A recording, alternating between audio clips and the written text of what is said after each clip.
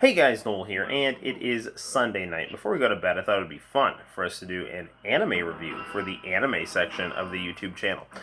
This evening, we are going to be reviewing one of my all-time favorite anime movies.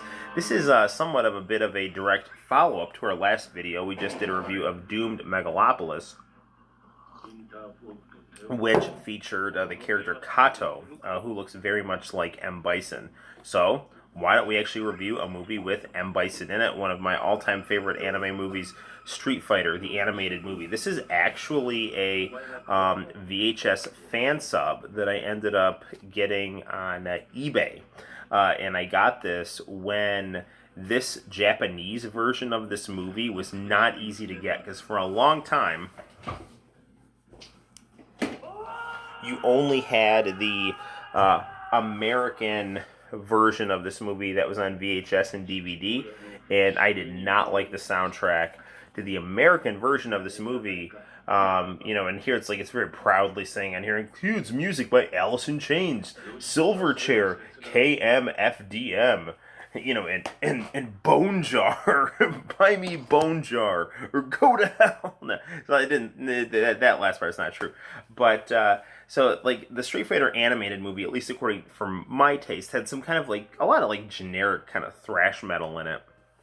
But the Japanese version, again, you get that samurai style, the violent fighting, mixed with kind of beautiful, euphonious things. The poetic samurai. So the soundtrack to this movie was heavily contributed to by Tetsuya Komuro of Globe and TM Network and TRF fame. And he was Japan's Amuro Nami. He was Japan's biggest producer, Hit Machine, in the 1990s. And, Street Fighter, definitely a huge hot commodity in the arcades, on the Super Famicom, on the PC Engine, on the Sega Mega Drive. So this is, really cutting edge pop culture stuff, is really fusing in video games, music, and now in movies. You can see here clearly the character designs on this are beautiful. The guys are tough, the girls are sexy, and the essence of each character in the video game is really very well captured and expanded upon, so that when you're watching this, you truly can see the video game characters, they're all there. I'm a fan of the Jean-Claude Van Damme Street Fighter movie, but when you watch that movie, you gotta be watching it like this is an alternate dimension, because the characters are not like they are in the video game. If you see Ken and Ryu, they're not the Ken and Ryu you see in the video game. They're not serious martial artists. They're goofy, small-time hustlers. You see Zangief, and Zangief is, or Blanca here. In the video game, they are, a Brazilian monster fighter and a kind of doofy but tough and earnest Soviet pro wrestler. They're not like that in the Jean-Claude Van Damme movie, and that's okay, but it's not loyal to the video game. This is loyal to the video game. Everything that you know about the characters in the video game is present in the Street Fighter animated movie, and it does a really good job of giving all of the cast screen time, but at the same time having a core plot about M. Bison trying to get Ryu to serve him in Shadow Law, and using Ken to get to Ryu, because Ken is tough as Ryu. They're training partners. They have similar fighting stats. And then there's this cool subplot about Guile and Chun-Li working together through the U.S. military and Chinese Interpol to capture M. Bison, and then M. Bison, trying to attack them through assassination. Really cool stuff. And this is all happening while the Street Fighter premise is going on, both in terms of just different Street Fighters coming across each other, trying to test their fighting skills against each other, and at the same time, just kind of various underground fighting tournaments or things like that kind of crop up. So you get, a cool story that functions within the framework of everything you know about the video game. And it's presented very, very stylishly. So, like right here, this is, you get the sexy Chun-Li shower scene right here. And so they're definitely giving the fans what they want, right? But then this scene, it's very like moody and atmospheric, and it's like very artistic, because you're gonna take something like the Street Fighter video game and then combine it with, a beautiful woman getting out of the shower who happens to be Chun-Li, an expert martial artist, and then she's going to have to fight for her life against Vega / Balrog, because M. Bison has set up a sophisticated assassination, mission, and this all plays out again to very, very beautiful music that isn't just like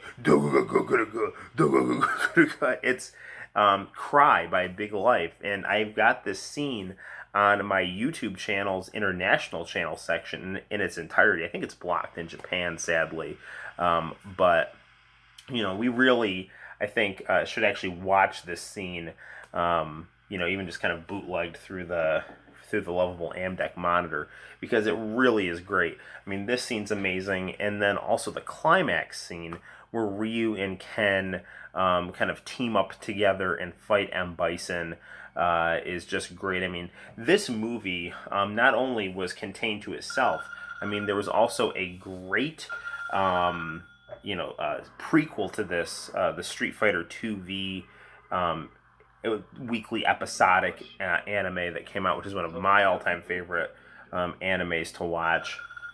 And its impact on the Street Fighter franchise, particularly on the Street Fighter Alpha franchise, was huge, because the Street Fighter Alpha franchise borrowed a ton of stuff from this movie, down to the character designs and plot elements. I would actually like to get, there is a kind of a weird kind of motion capture game for this, based on this movie, and like you're basically M. Bison's monitor cyborg, who again, that monitor cyborg serves as a model for Seth. So this movie, extremely well crafted. Let's actually watch this scene here. You'll get to see what I'm talking about a little bit more.